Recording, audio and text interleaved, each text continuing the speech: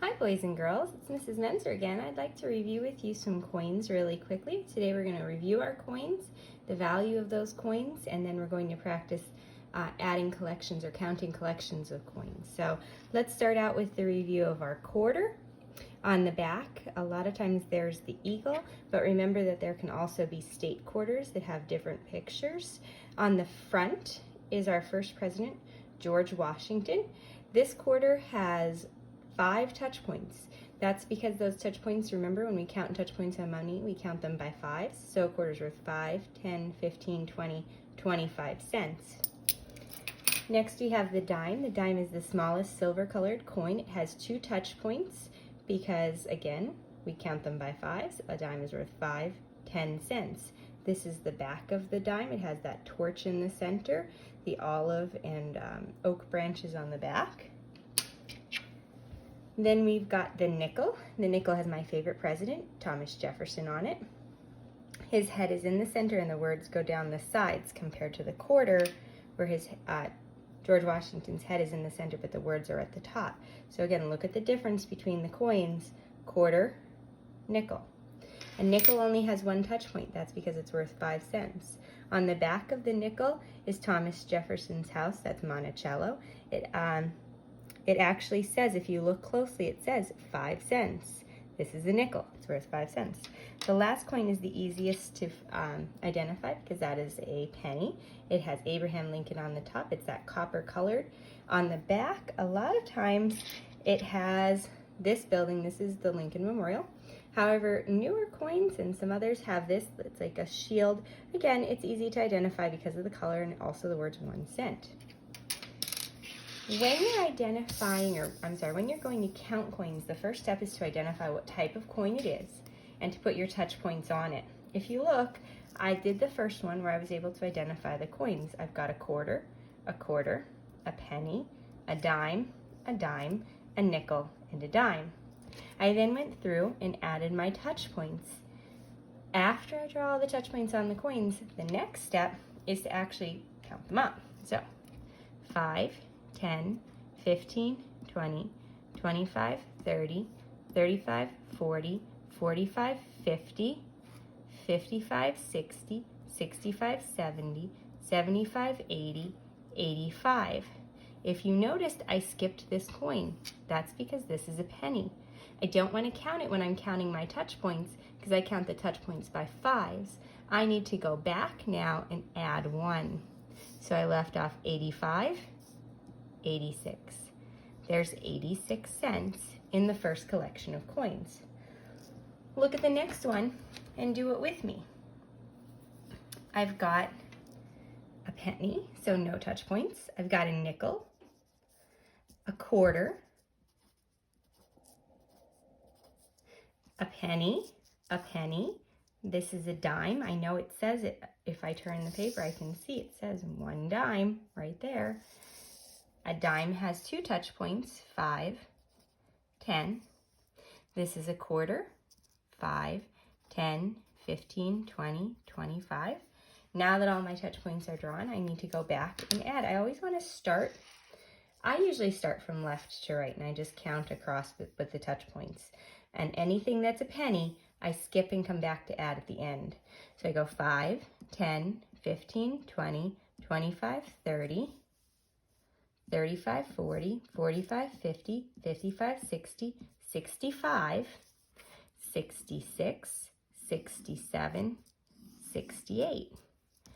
68 cents. Remember that C with the line through it is the symbol for cents. Look at the next one. I've got a nickel, a quarter, 5, 10, 15, 20, 25, a nickel, 5, a dime, 5, 10, a quarter, 5, 10, 15, 20, 25, a penny, so no touch points, and another quarter, 5, 10, 15, 20, 25. Now when I go through, I can count all the coins by their touch points, going back and adding the penny at the end. 5, 10, 15, 20, 25, 30, 35, 40, 45, 50, 55, 60, 65, 70, 75, 80, 85, 90, 95, 96 cents. Look at the next one. This is a nickel. A nickel is worth 5. This is a dime. A dime is worth 10. 5, 10. This is a penny, no touch point. Another penny, no touch point. A nickel, 5. A nickel, 5. And a penny. Now go back and add your touch point, count your touch points. 5, 10, 15, 20, 25, 26, 27, 28, 28 cents. Look below. This is a dime. Put your touch points on. 5, 10. This is a nickel. 5. This is a quarter. 5, 10, 15, 20, 25. This is a dime. 5, 10. This is a penny, so no touch points. This is a quarter. 5, 10, 15, 20, 25. This is a nickel. 5. Go back. Count it up. 5, 10, 15, 20, 25, 30, 35, 40, 45, 50, 55, 60, 65, 70, 75, 80. 81 cents.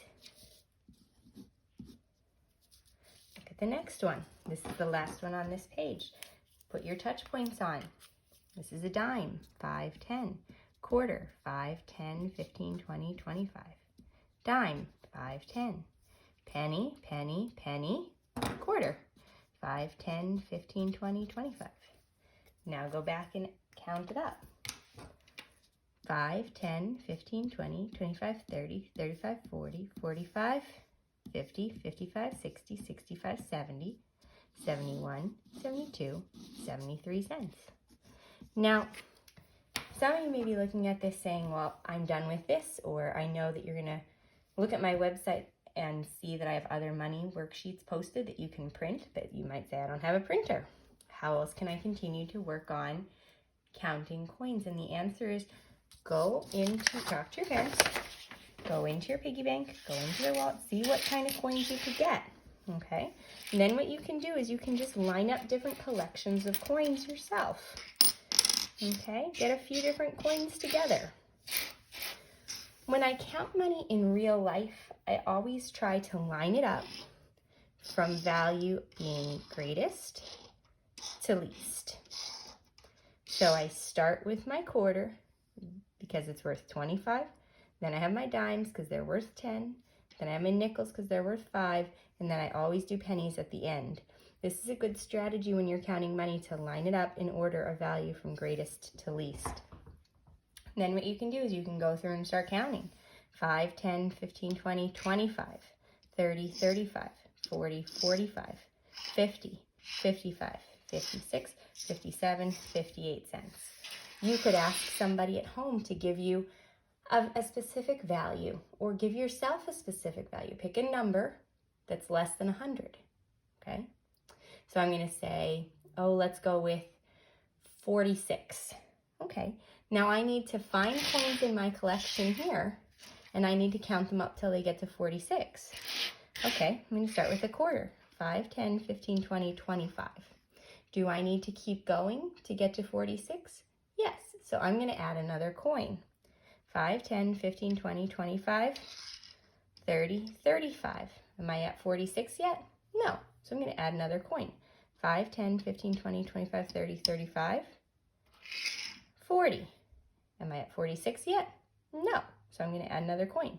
5, 10, 15, 20, 25, 30, 35, 40, 45. Am I up to 46 yet? No, but I'm only one away, so I'll just add a penny last. Notice how I started by putting my largest coin first and then adding smaller ones from there till I continued to count up to the right amount. Some of you might find 46 in another way. For example, instead of using 2 nickels, you could use a dime. 5, 10, 15, 20, 25, 30, 35, 40, 45, 46. That works. When you're using coins, there are lots of different combinations that you can get that would equal the same amount of money, okay? For example, if I was counting 46 again, I could go 5, 10, 15, 20, 25, 30, 35, 40, 41, 42, 43, 44, 45, 46. Okay, right there I just showed you 3 different combinations to get the same value. Okay, you can practice this on your own. Give yourself a specific number, below 100 preferably. We're only working on counting up to $1 right now, okay? So you want to pick a number, anything that's less than 100, because 100 cents equals $1. So start by choosing a number that's less than 100, get your coins out, and line them up and get started. If you're counting to 46, for example, and you go 5, 10, 15, 20, 25, 30, 35, 40, 45, 50, then you need to take this one away and go to the next coin down. So instead of using another quarter, then use a dime, okay? And then keep counting up from there. It's kind of a trial and error thing, okay? You have to guess and check. If you put the wrong coin in and it's worth more than you were going for, you need to take that one away and replace it with something of a smaller value, okay?